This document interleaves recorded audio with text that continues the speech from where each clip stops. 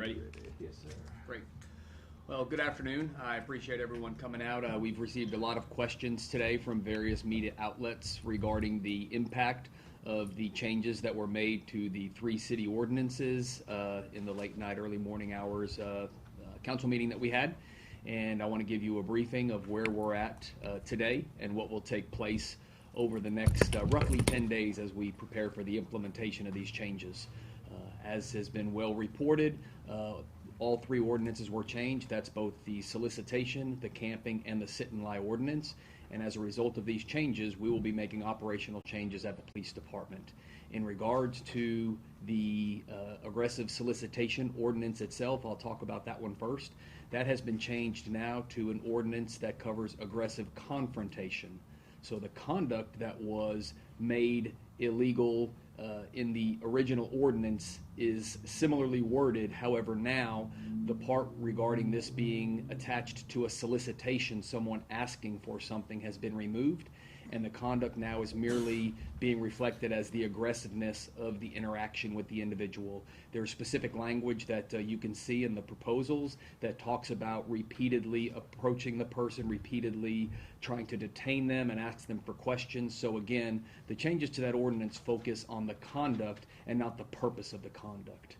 The other 2 ordinances will have more fundamental changes to how we operate as a police department when we get calls for service involving complaints with individuals experiencing homelessness or those that are camping.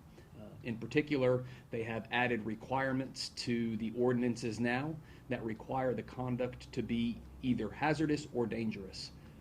The previous ordinances, the act of sitting and lying as defined in the ordinance or camping as defined in the ordinance was the violation regardless of whether it was hazardous or dangerous.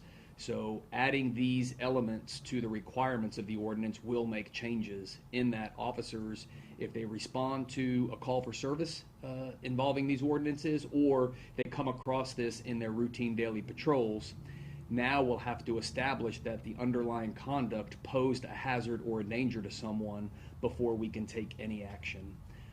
I think it's important to talk about how we've been implementing the ordinances prior to these changes.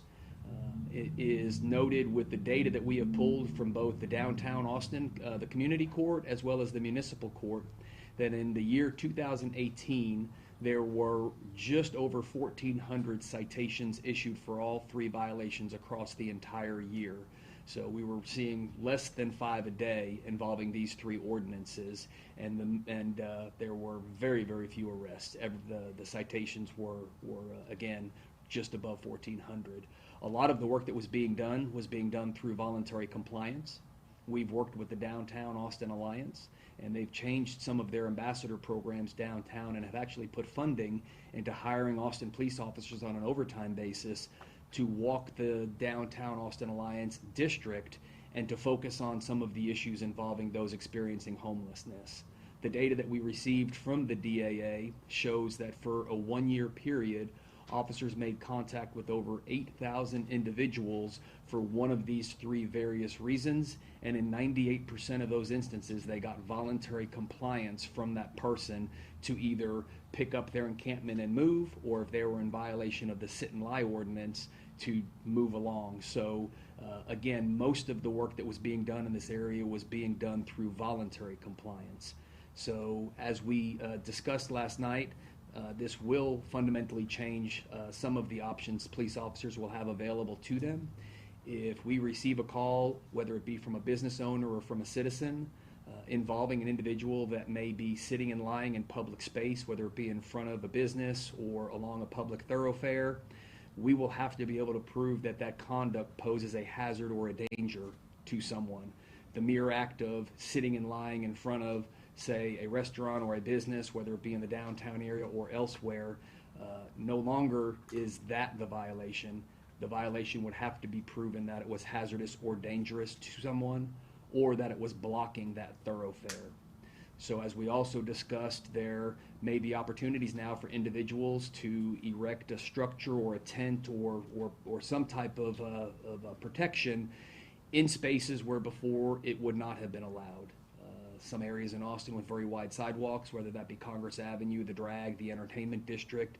The possibility exists that individuals may be able to construct tents now, and if they're not posing a hazard or a danger and they're not blocking those wide sidewalks, we will not have the ability to enforce under the ordinances as written right now.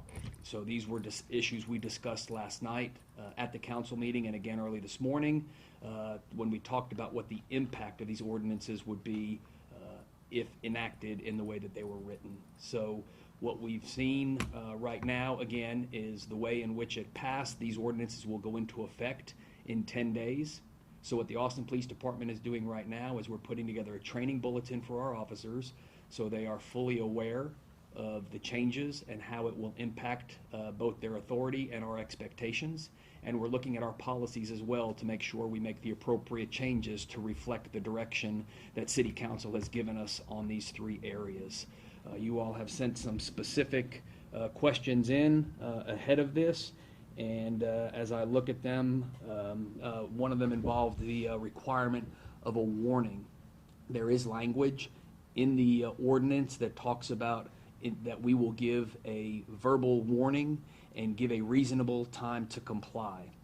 So the expectation is that if officers come upon an individual that is in violation of one of these ordinances as written now, that we will inform the individual that they are in violation and that they need to stop such activity and under the circumstances give them a reasonable time. Now, reasonable time will depend on what that conduct is, and given that this new threshold requires the conduct to be either hazardous or dangerous, there may be certain circumstances where that conduct has to immediately stop, and it would be a much more immediate need for the person to end that conduct. But again, as we have always approached situations like this with, officers were not going up to individuals and automatically arresting them. We were giving them time to change their conduct, again, as evidenced by the 98% voluntary compliance we were getting under the prior ordinances. Again, we're still looking at the overall impact that these ordinances will have. And I think with those initial comments that outlines what took place at the City Council meeting, how the ordinances have been changed, and what we may see as the impacts, again, as I explained last night, the fundamental impacts it will have on the police department and our ability to respond to some of the calls that we get. No longer will someone's perceived sense of their safety being impacted be enough. We will have to go, officers, and establish that there is in fact a condition that we would be able to demonstrate in court was hazardous or dangerous. So with that, I'll open it up for questions. Chief, simply enough, do you support these ordinance changes? I think as I've outlined, I think that we have shown a willingness to work with our homeless community here. We have put together a host team that has done amazing work with the homeless community. I think that we as a community absolutely need to do more to provide services for our homeless community. I think work was also done in establishing shelters here in Austin, and a lot of discussion about additional shelters that will be opened. So we stand ready to accept the changes that were passed last night and change our operations accordingly. How do you feel like this may affect public safety? It sounds like it may create more public safety questions than answered, both for people who are experiencing homelessness and the general public. What do you think? As far as public safety goes, the way the ordinances are written, again, with the intent that it address behavior that is dangerous or hazardous, the intent of the ordinance is to still allow officers to interact in those situations where someone is either in danger or in a hazardous situation.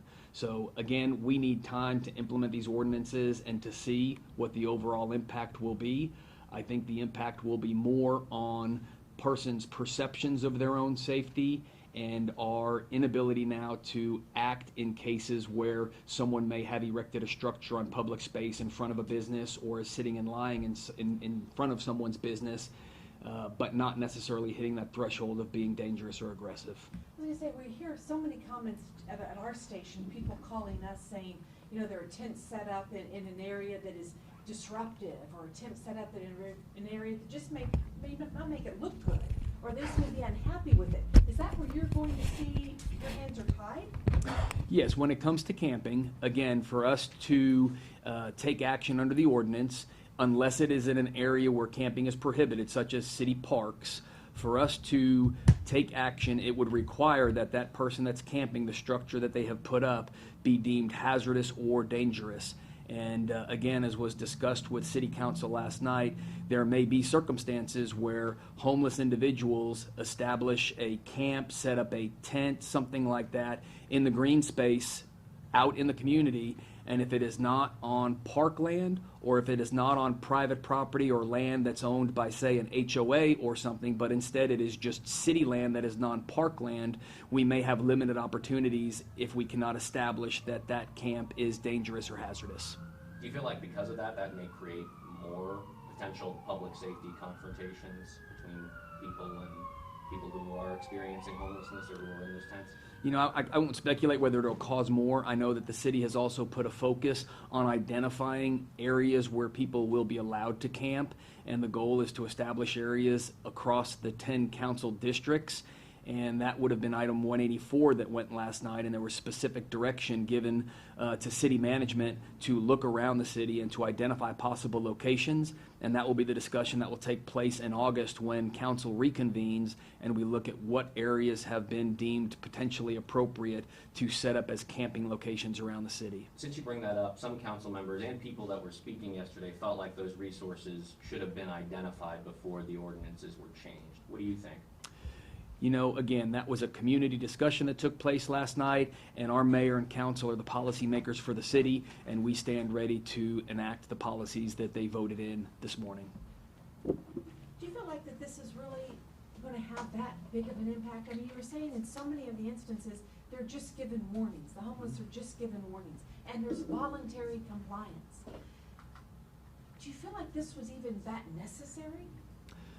I think an area of impact will be the officers' initial approach to these circumstances. Right now, officers that regularly come across individuals that are in violation of the ordinances as they were, that were sitting and lying in public space in violation, or that were camping in violation, would go up and inform the individual and would gain that voluntary compliance. With now the threshold being both hazardous or dangerous, officers will not go up to someone who is just sitting and lying or camping if the behavior is not hazardous or dangerous. So the opportunities for officers to gain that voluntary compliance in many of these situations where we were will not be available, because officers are not going to ask someone to change their conduct if it's no longer a violation of the city laws.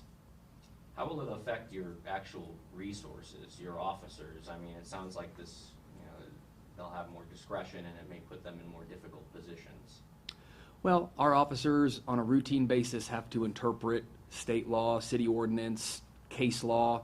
So that's the work that we're doing right now, is to put together training bulletins and policies so that our officers understand what is expected of them under these new policies. You hear about concerns from parents of students in the UT area, South Austin as well. I mean, will you consider beefing up patrols in any particular area? We'll do like we always do, whether it's in issues related to these ordinances or if we had crime spikes across the city for unrelated reasons. We always pay attention to the data, we pay attention to the calls for service that we get and to the complaints, and we adjust our operations per those changes. During council session, you said this is going to affect your ability to respond, your ability to act on certain phone calls, certain 911 calls. What is your message to homeowners and residents who've made these calls before and think they might have to again after these ordinance changes? Well, we always want to get calls from the community if they believe that their safety is in jeopardy, and we just need the community to understand that we will still respond. However, we may not have the same opportunities available to us if we cannot establish that that conduct would meet the threshold of hazardous or dangerous in a court. Last question. You said earlier that you were planning to implement changes over the next 10 days. Does that mean you're still enforcing any of these ordinances currently? Again, the ordinances will go into effect in a 10-day period. So we are paying attention right now. Let me do that one again because So yes, we will make sure that our policies are in place by the deadline, which is 10 days. We're not going to wait 10 days to implement those policies. But again, this vote was taken at about 2:30 this morning. And so we are again in the process of amending the policies and giving our officers clear guidance. Thank you.